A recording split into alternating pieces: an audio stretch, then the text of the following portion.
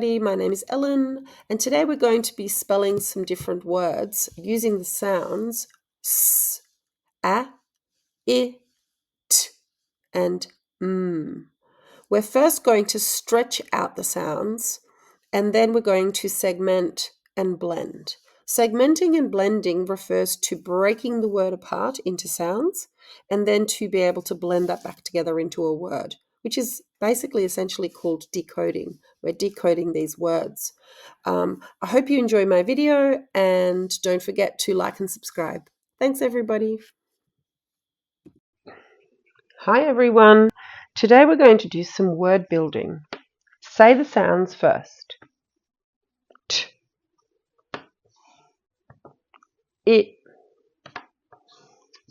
I, a, m.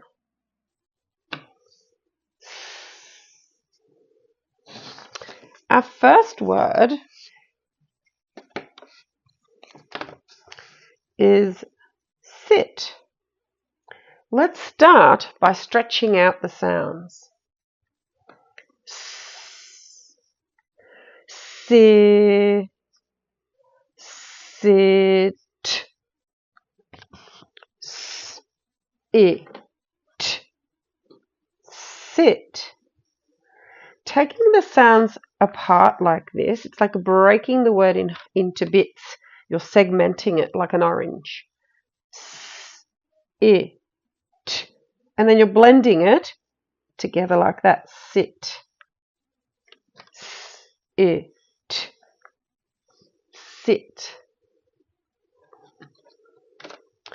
Our next word is very similar.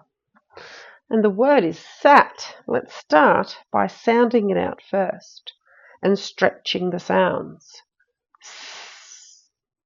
Sa, sat, at, sat. Changing s to m. Let's start by stretching out the sounds. Ma, mat, at, mat. I'm going to now show you a different word.